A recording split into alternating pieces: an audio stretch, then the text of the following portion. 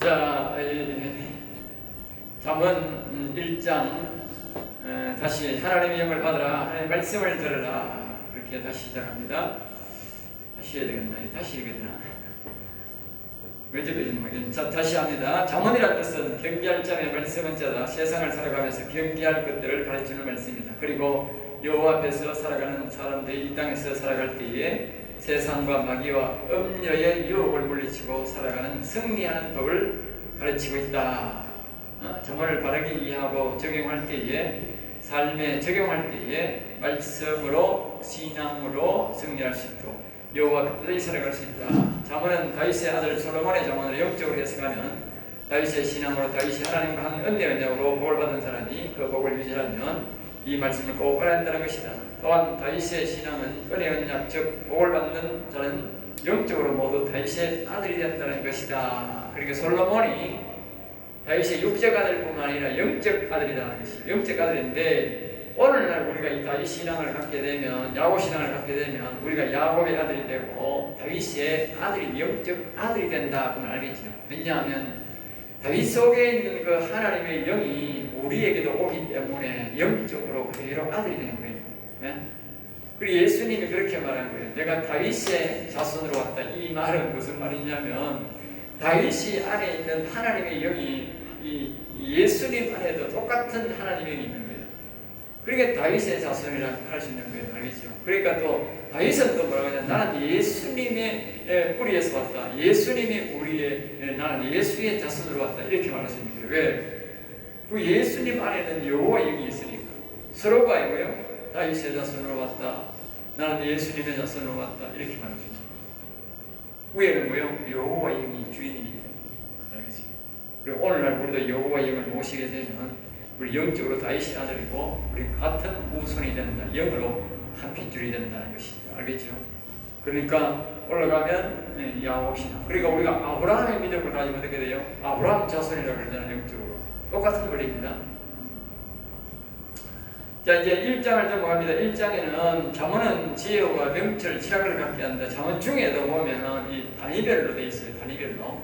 단위별로 되어 있으니까 1단원이 이제 뭐냐면 잠언은 지혜와 명철과 지략을 갖게 한다. 그래서요, 여기 제가 이 지혜란 말하는 것은 무엇을 하느냐면, 지혜란 말은 우리 생각 속에 있는 것을 지혜라고 말합니다. 보통 사람들은 지식, 그걸 보고 우리가 지식과 지혜는 좀 다르긴 다릅니다. 지식은 우리가 아는 것을 말하고, 이 지혜란 말은 사물의 판단력을 말합니다. 그러니까 이 생각 속에 있는 판단력을 가지고 지혜라고 하고, 명철이란 무엇을 말하냐? 우리의 마음의 판단력을 보고 명철이라고요. 지략이라고 하는 것은 모략, 시략, 종명 이렇게 말합니다. 이거는 뭐냐 하면 우리가 다니엘을 사용했는데 다니엘이 영에서 나오는 그 생각을 가지고 우리가 모략, 시략, 종명 그렇게 말합니다. 알겠죠? 그러니까 다시 말하면 생각 속에서 우리가 예수 그리스도를 믿고 나오는 것이 지혜고, 우리의 마음속에 그리스도를 모실 때 나오는 그 성령의 도움을 받아서 나오는 것이 명철이고, 그리고 우리의 영의 하나님을 모실 때에 그 영의 하나님이 우리를 지도하는 것이 뭐냐? 총명이다. 알겠죠? 영에 따라서 아주 깊은 지혜가 총명이 나온다는 것이 다르다는 것이죠. 그래서 영에 따라 다르다. 그러므로 우리가 영의 깊이를 알고 영을 받아들여야 그렇게 하죠. 그러니까 우리가 이 다니엘을 이길 수 있는 사람은 없었는 거예요. 그 당시에. 그 이유가 뭐냐? 다른 사람들은 생각에서 이 지혜가 나오는 거예요. 알겠죠? 그런데 다니엘은 뭐냐? 영에서, 하나님의 영에서, 자기 영에서 이 지혜가 나온 거예요. 그러니까 못 이긴 거예요. 최고의 지혜가 그 속에 있는 거예요. 그러니까 여러분들이 그걸 잘 알아야 돼요. 지금 이 잠언이 뭘 가르치냐? 그걸 가르친다고 말이에요. 자, 1절입니다. 다윗의 아들 이스라엘 왕 솔로몬의 잠언이라. 솔로몬의 잠언이라. 그리고 다윗의 아들 솔로몬, 다윗의 친아들, 육신이면서 다윗의 신앙을 계승한 자다. 비록 그가 탈선에서도 그는 하나님의 영을 받고 하나님의 말씀을 기록하였으므로 선지자 역할을 한 것이다. 알겠죠? 그러니까 하나님의 영이 임한 사람은 곧 선지자입니다. 다윗도 선지자입니다. 알겠죠? 제자들도 하나님의 영을 받았기 때문에 선지자였습니다. 선지자이면서 제자였죠. 또한 시편을 기록한 것을 보면 그는 영원히 산 자로서 다윗의 육체적 영적 아들이다. 그러나 그 이 잠언은 솔로몬이 다 기록한 것이 아니기에 이 잠언은 영적인 아들로 보여요. 그래 잠언의 기록자들은 다 영적인 아들이다. 알겠지? 솔로몬은 육적인 아들이면서 영적인 아들로서 이것을 기록했지만 그 외에 솔로 잠언을 기록한 사람이 있는데 그 잠언을 기록하는 사람들은 다 뭐냐? 바로 영적인 아들이다. 알겠죠? 그리고 우리도 이와 보조를 맞출 때에 이 신앙을 받아들일 때에 우리는 영적 아들이 된다. 솔로몬 같은. 왜 솔로몬을 기록했느냐? 솔로몬은 바로 그 당시에 최고의 이스라엘의 영화를 누린 왕이었습니다. 알겠죠?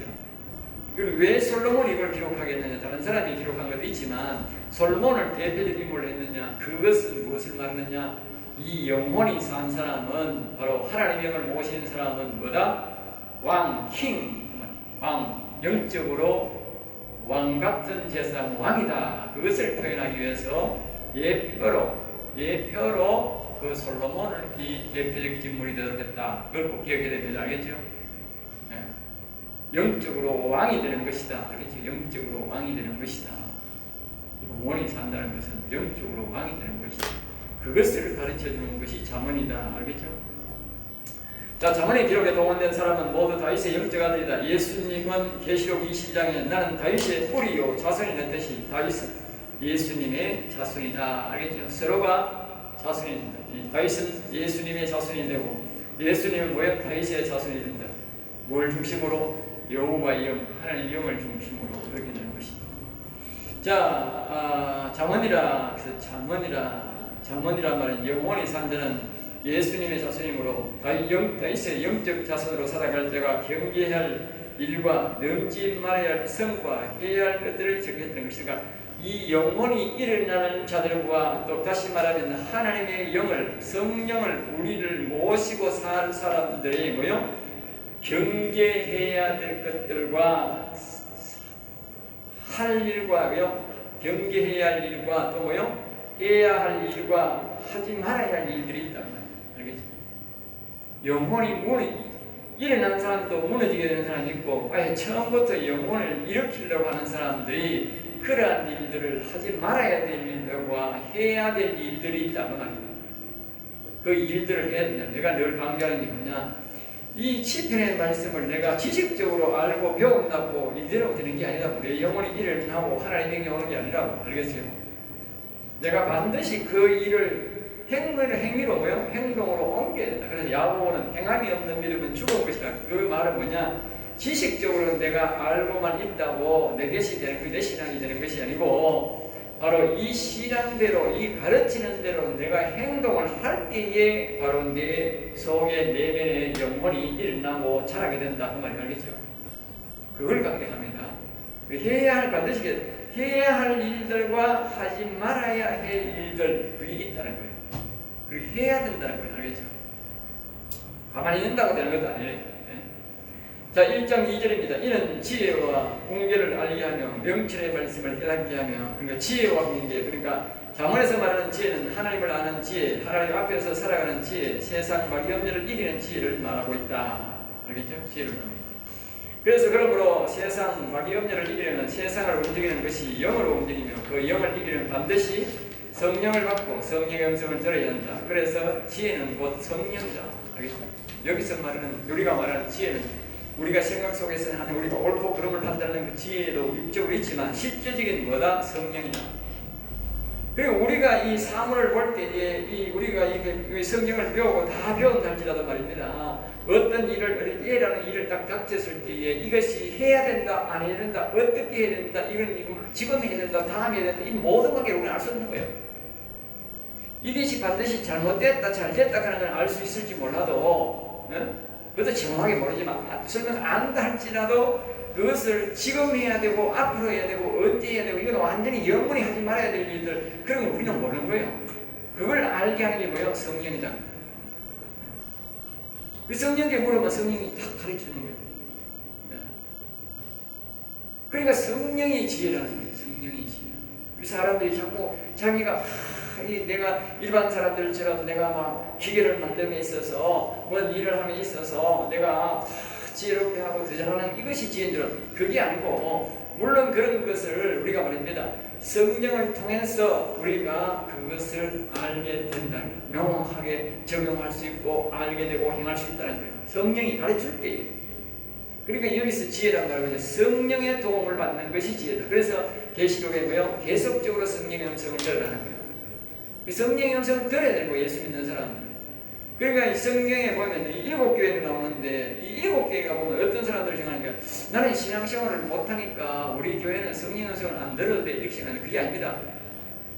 거기에 보면 이 계시록 보면 7단계의 성도가 나오는데 7단계의 신앙의 단계가 나오는 거예요. 7단계의 신앙의 단계가 나오는데 7단계의 교회 모두에게 뭐라고 하냐? 성령의 음성을 들으라는 거예요. 그리고 예수 믿는 사람들은 무조건 성령의 음성을 들어야 된다는 결론이 나오는 거예요. 결론을 딱 그려내는 거예요. 알겠어요? 왜냐하면 잘 믿는 사람도 음성 들어야 되고 못 믿는 사람도 음성 들어야 되고 다 들어야 되는 거예요. 그러니까 7교회가 다 그러니까. 우리 세상에 7개의 유형 교회밖에 없어요. 그 외에는 하나님만 믿는 교회 아니라 그래요. 하나님이 세운 교회가 아니고, 교회라고 붙이는 교회 아니죠. 네? 교회 아닌 교회가 많습니다. 네? 신천지 같은 것도 교회라고 하지만 그 교회 아닙니다. 그런 데는 성령의 음성을 안 들어도 돼. 그렇지만 예수 그리스도를 믿는다고 하는 사람들은 다 성령 음성을 들어야 됩니다. 왜? 7교회가 다 성령 음성을 들으라고 했어요. 한 교회라도 빼서 뭐예요? 성령 음성 안 들어도 된다 이렇게 하지만 7교회가 다 성령 음성을 들었기 때문에 뺄 수가 없어요. 그래서 이제 잠언 8장 17절에는 나를 간절히 찾아가 나를 만날 것이라고 한다. 이 뜻은 성령의 음성을 듣는 것을 말한다. 성령의 음성을 들을 자는 간절히 지혜를 구하라는 것이에요. 지혜를 구하라. 지혜를 구하라는 말은 뭐예요? 성령을 구하라는 말이다. 알겠지? 항상 지혜란 말을 듣는 이름은 항상 성령이 따라가야 되고, 뒤에 가면 나오는데 생명이란 말이 따라갑니다. 알겠지? 아직까지 생명은 이 하나의 단계가 아니어서 그렇지. 항상 지혜 하면 성령, 성령 하면 왜 생명 이렇게 따라가야 돼요. 자, 명철의 말씀을 지혜는 성령의 마음에 받는 것인가, 성령을 받으면 성령의 도움으로 자신의 심령에 하는 영을 받아서 영혼을 살게 되는데, 이 지혜가 먼저 오고 지혜와 도움을 받을 때에 명철이 하나님의 영을 받게 된다는 뜻이다. 이 말은 무슨 이 뜻입니다. 여기 좀 정확하게 말하면 그리스도의 영이 마음에 온다. 예수님이 마음에 온다. 하나님의 영은 영이 오는 것입니다. 좀 틀린다고 하죠. 그때는 내가 분간을 명확히 못한 것이죠. 지금은 이 명확히 분간을 하는데 뭐냐면, 앞에서 내가 서두에 말씀을 드렸지요. 이제 지혜는 사람의 생각에 오는 것이 지혜고, 그 다음에 명철은 뭐냐? 사람의 마음에서 나오는 성령의 도움을 받을 때의 명철이고, 그 다음에 우리가 여호와 영이 와서 도움을 받는 것이 뭐요? 총명이다, 모략, 지략이다. 알겠죠? 네. 그래서 왕옆에서 전쟁할 때는 당원에서 늘 지도해주는 사람은 뭐 지략가, 모략가 그렇게 합니다. 그런 사람을 보고 지혜라, 명철자 합니다. 알겠죠? 세상에 지혜로운 자, 명철자는 많아도 지략, 모략자는 별로 없습니다. 왕옆에서 전쟁이나 왕을 보호해주는 사람을 보고 지략, 모략, 오늘날 우리나라로 말하면 비서실장입니다. 비서실장을 잘못 들여놓으면 대통령은 아무 수화기 같은 거예요. 비서실장을 잘 둬야 되는 거예요. 예? 비서실장. 누구든지 비서실장을 아주 다시 말하면 비서실장은 제가 보건대는 무조건 하나님의 음성을 듣는 사람을, 목회자를 둬야 됩니다. 알겠습니다. 일을 시키려고 비서실장을 들어두면은 고문을, 대통령에는요 고문을 딱 정해야 돼요. 고문으로 딱 모셔가지고 대통령 옆에 조언해주는 고문을 딱 법적으로 안 하면 문제가 되니까 법적으로 딱 해가지고 다니엘과 같은 하나님의 음성을 듣는 사람을 딱 세계사를 보면 그런 거예요. 하나님의 음성을 듣는 사람을 딱 모셔놓은 그 사람은 반드시 성공합니다. 그렇잖아. 다니엘이 최고예요. 총명한. 그러니까 앞으로 1등만 잡아버리고 뭐예요? 현재 1등만 잡아버리고.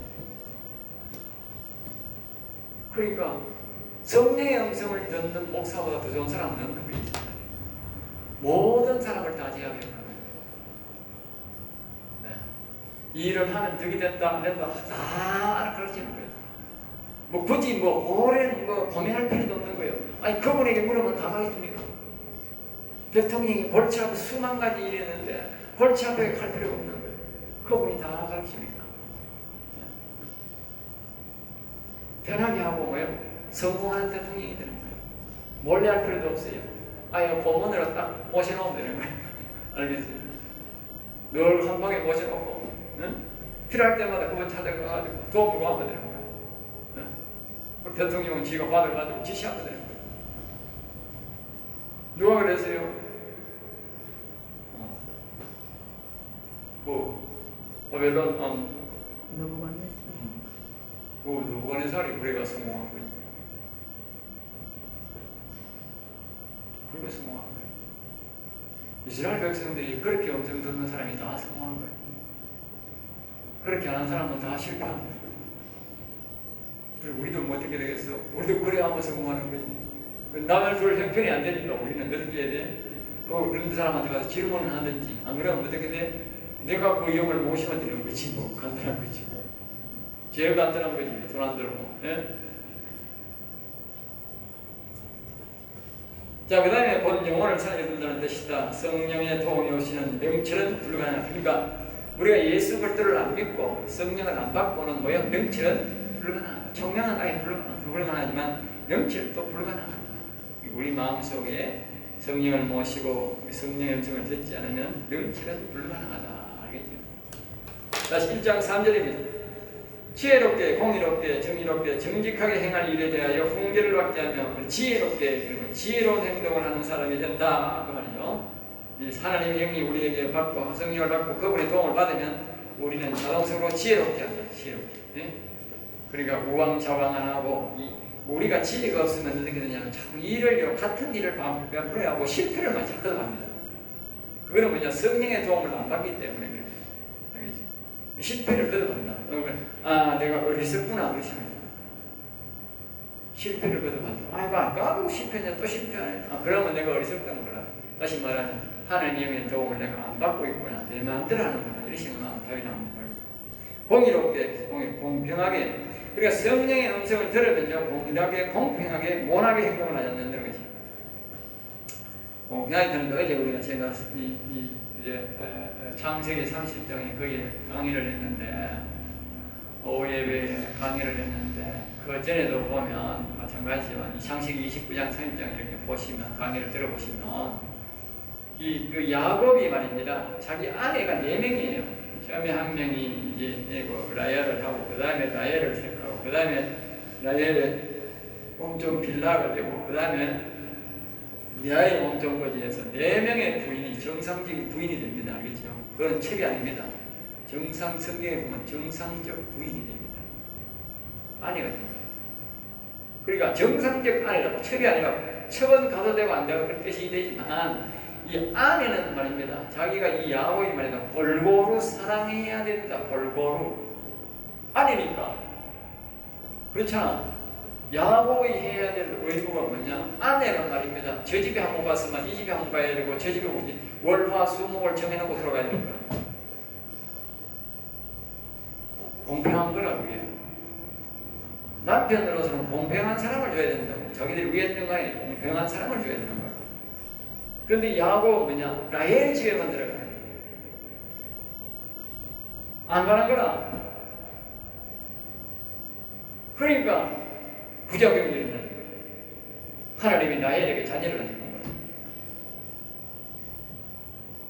야곱은 공평하게 안 하니까 야곱 보고 야 놈아 왜 공평하게 안 하고 필요 말 안 하지만 하나님은 공평하게 하기 때문에 사랑 못 받은 내 아이가 자꾸 자녀를 주는 거예요.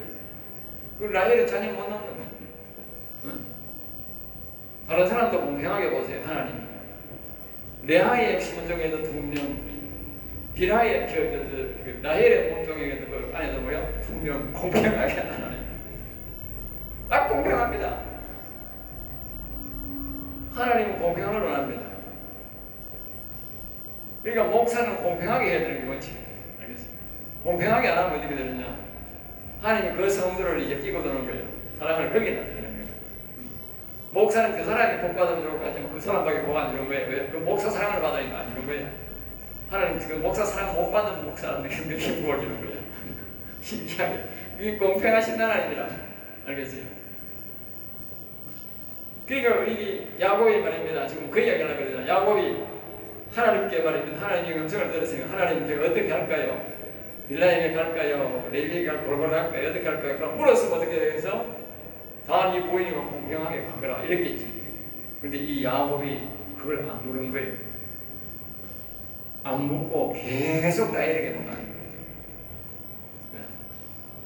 그 라헬이 자기가 그 남편을 자꾸 오니까 독차지하는 거, 부작용이 나타나요. 부작용. 결국 나중에 어떻게 돼요? 그 라헬을 죽습니다. 왜 낳다가. 알겠어요? 왜 죽였겠어요? 하나님 왜 죽였겠어요? 네? 야나 뒀다가는 내 일평생 이 사랑도 한번 못 받고 가는 거나, 제 부인은. 그냥 데려가는 거예요. 그러니까 또 뒤에 또 어떤 일이 생기냐. 이 라헬의 목적인 빌하에게 자꾸 야곱이 걷어가는 거야. 야곱은 그 추억에 못 벗어나는 거야. 라헬의 추억에 못 벗어나는 거야. 라헬의 그 세상적인 아름다움에서 못 벗어나는 거야. 그 고정관념에서. 그러니까 하나님이 죽여버린 거예요. 죽여버렸는데도 또 그 밑에 있는 빌하한테 자꾸 들어가는 거예요. 그 라헬의 처소에 자꾸 들어간다고 말이에요. 그러니까 가만히 자기 아들 레아의 장자 르벤이 가만히 나이가 들었거든. 가만히 보니까 자기 아버지가 불공평해. 생긴이 자기 엄마는 눈도 없고 자기 엄마는 못생겼는데 자식을 많이 낳았는데 엄마 참 남편을 살았는데 예? 고기를 사모하고 기다렸는데 그게 합한 채를 가보는 거예요. 왜냐 자기 엄마가 아버지의 사랑을 받고 더 좀 이렇게 그 즐거움을 보이게 하려고 그렇게 하려고 이제 수트랙을 가지고 자식을 좀 더 낳아야 아무래도 남편이 와가 보호하니까 자식이 나올 때만 그러니까 사랑받으려고 화반지를 왔는데 그걸 라헬이 낳는 거예요. 왜? 저한테 사랑을 받고 자기가 이제 자식을 낳아보겠다는 거지. 그게 그 르벤이 힘쓰는 거예요. 그래 가만히 보니까 이제 라헬이 죽었는데도 안 오니까 르벤이 이 생각이 이제 자꾸 자기 아버지 엄마를 생각하는 마음이 많았던가. 그러니까 빌하를 들어가가 자기 아버지 아내잖아. 네? 거기 들어가가지고 간통을 해버린 거예요. 네. 그리고 자기 야곱이 들었더라. 야곱이 들었더라. 듣고도 야곱이 뭐야? 아무 말도 안 하는 거라. 왜? 자기 죄를 자기가 하는 거라. 아, 내가 내 아를 사랑 안 했더니 저 아이가 보고 저 사람에게 빌하에게 다시는 들어가지 말라고 제짓하는구나. 알았다 그 말이야. 알겠어요? 공평하지 않게 했다 그 말이 자기 알았다 그 말이야. 아버지 자식을 그렇게 죄짓게 만든 거예요. 공평하지 않는 것이 엄청난 부작용이 나타낸다. 하나님은 그것을 이용해서 자녀를 많이 낳게 했지만 공평하지 않는 것이 그렇게 무섭다. 그리고 공평하게 하는 것을 무엇이 알게 한다? 내가 이 공평이 굉장히 중요하기 때문에 목회자들은 이야기하는 거예요. 여기 지금 공평이 나왔기 때문에 성령님은 그걸 뭐요? 공평하게 한다. 알겠습니까? 목사가 만약에 성령에 이렇게 물으면 뭘 하겠어? 아, 골고루 사랑해라 그런 거야. 골고루 사랑하고 골고루 눈길 주고 그래라 하는 거야. 알겠어요? 그런데 목사는 처음 오는 사람한테 좀 관심을 갖고 사랑을 해야 돼. 그래야 그 사람이 들어간다. 근데 성도들이 말입니다. 자꾸 질투하고 말입니다. 그걸 못마땅하게 생각하면요. 전도가 안 되는 거야. 저끼리만 있어야 되는 거야. 내가 처음 오는 사람한테 관심을 갖고 사랑을 해주면 이렇게 좀 이해를 해야 되는데 예? 그래 신학교도 좀 부고 할 거 아니야. 질투하면 어떻게 돼? 안 보던 거라 생기네. 처음 오는데 시들어가야 하고 뭐 전부 시들어가야해서 뭐 구경꾼처럼 보면 스모킹을 오겠어요? 안 오는 거예요. 그래서 성도들이 그걸 이해를 해야 돼요. 신학생 여러분들도 이해를 해야 돼요. 네?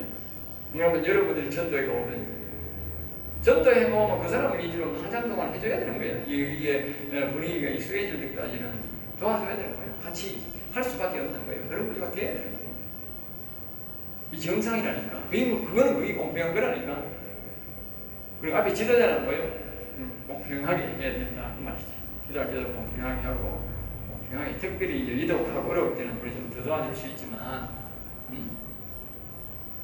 자, 그 성령의 음성을 들어야 그렇게 할 수 있다는 것이죠. 그 다음에 정의롭게 정직하게 누가 봐도 하나님 보시기에 죄가는 행동을 하게 된다. 그러니까 우리가 정의롭게 정직하게 의롭게 살려면 우리가 정확하게 분별할 수가 없잖아요. 우리 성령의 도움을 받아야 된다는 것이죠. 그 다음에 정직하게 행할 일에 대하여 정직한 행동이 정의로운 것이 하나님의 마음인지 무엇인지 가르쳐준다는 것이다. 때로는 하나님이 말합니다. 성경에 보면 이렇게 우리가 호시아 선지자나 이런 선지자를 이렇게 보면요, 이상한 사람과 결혼하는 사람도 있고요, 이상한 사람한테 가서 가락할 때도 있어요. 알겠어요? 정상적인 사람들은 만약에 하나님이 내한테 말합니다. 어디 저 창녀촌에 가서 전도 정연을 갔다 하자. 다른 세상 사람들이 보면 믿음의 사람들이 모르겠어. 그 창녀촌에 갔다 지금 완전 목사 막 갔네 지금 목사 지금 사직서 받아야 되는데 이리 말할 거 아니에요. 그러면 그 안에 있는 사람은 어떻게 전달할 거예요? 그러니까 그 하나님의 뜻은 어디 있는지 모른다 그 말이에요. 거기 가면 거기 가야 되고 대통령한테 가면 대통령한테 가야 되는 거예요. 그 성령의 음성을 들으면 그런 일을 행하지 않고 그렇게 정직하게 우리가 이 하나님 행할 일이 안에서 알 수 있다는 거예요. 이 정직한 거예요. 내가 좋아하는 것이 뭔가 정직한 행동이 아니지. 내한테 돈 주고 내를 섬기는 사람만 찾아가면 안 되지. 예? 누구에게든지 하나님을 하라는 대로 가는 게 정직한 거예요. 어려운 행동. 자, 그 다음에 이제 9장 4절입니다. 어리석은 자를 슬기롭게 하며 젊은 자에게 지식과 근신함을 주기 위한 것이니, 근신함을 위한 것이니요.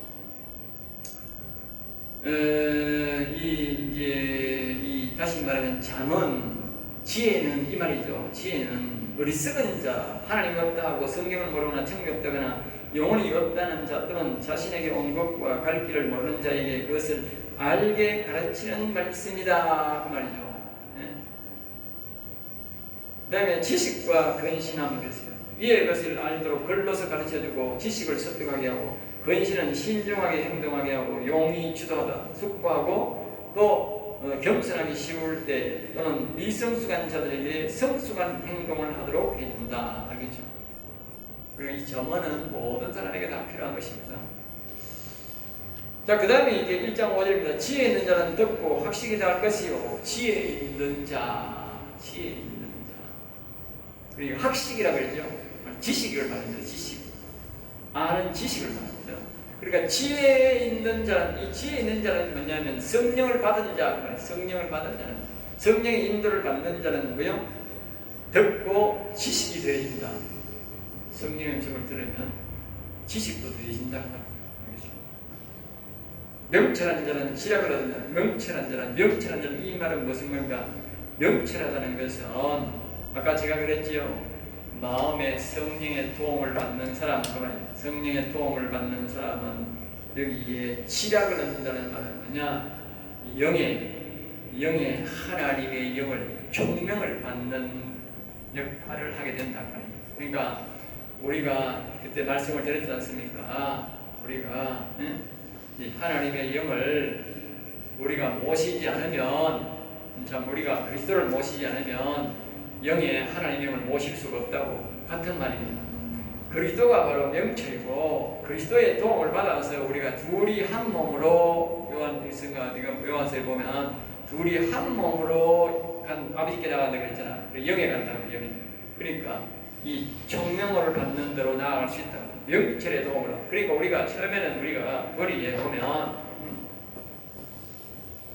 지식인데 여기에 지혜가 와야 된다. 지혜가 오고 말입니다. 그 다음에 우리가 뭐냐, 마음에 뭐가 와야 돼요? 그리스도가 와야 된다. 알겠어요?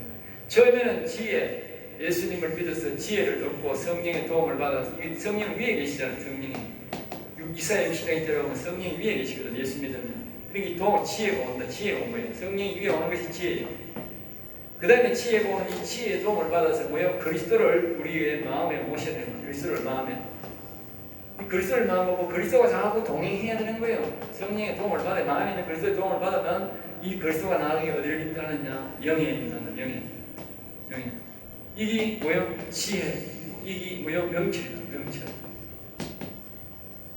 이게 뭐다? 여기가 뭐냐? 지략.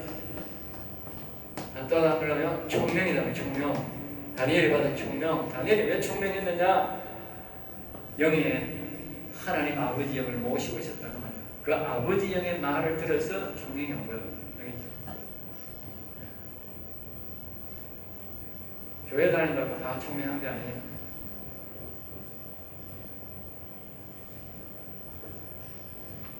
아버지 영을 모시고 그분의 말을 들어요.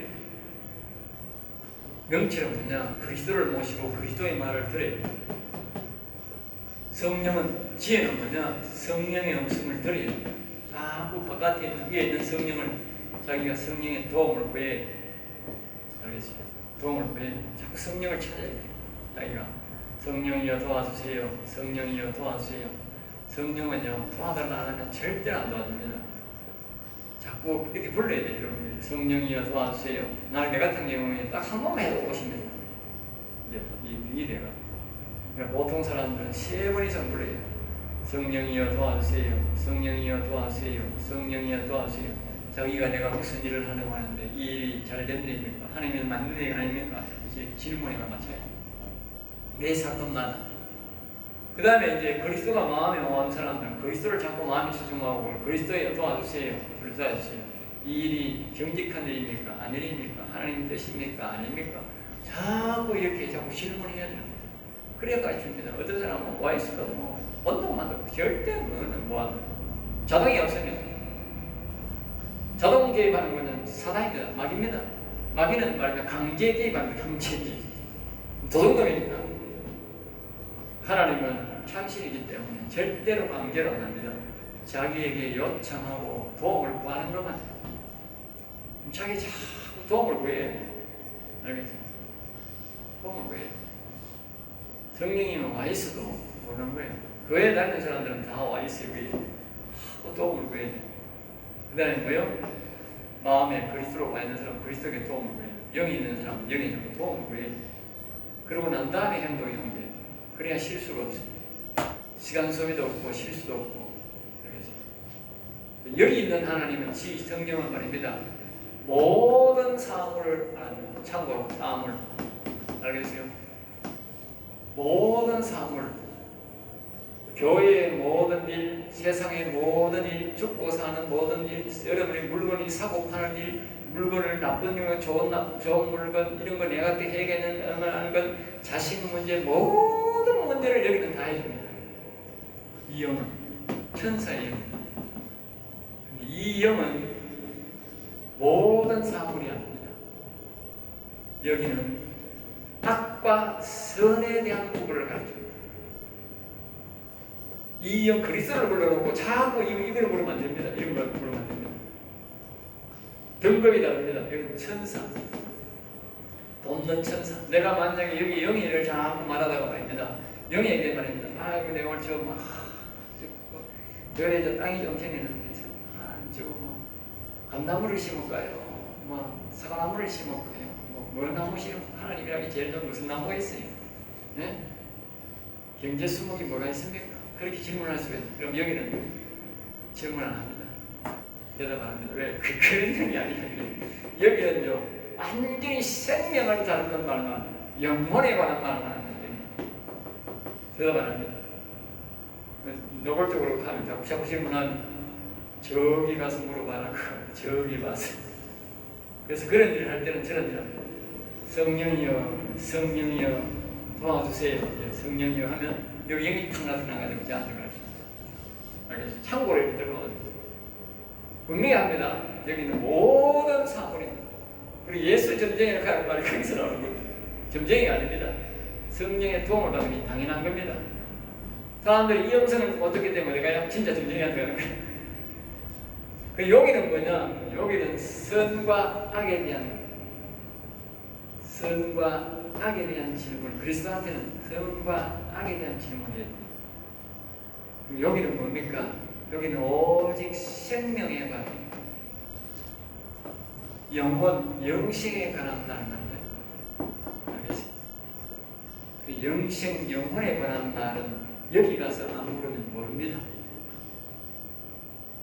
여기 여호와의 영에 대해 질문하는, 그러니까 사람들이 영이 살았는지 영혼이 살았는지 영에 가서 질문 안 하니까 아무도 모르는 거예요. 알겠습니다. 선과 악에 대해서 질문해서 아는 사람은 좀 있어도 이 영혼이 살았는지 죽었는지 아는 사람은 잘 없는 거예요. 왜? 영에 여호와의 영을 모시는 사람이 잘 없기 때문에. 알겠습니다. 참고로 알아두시기 바랍니다. 이제 저기에 이제 6절 합니다. 6절 아까 이제 명철 이걸 가르치다가 있죠. 예, 지혜, 명철, 이 총명 가르치다 했습니다. 이걸 이제 잘 기억하셔야 됩니다. 자, 35분. 다시 해주세요.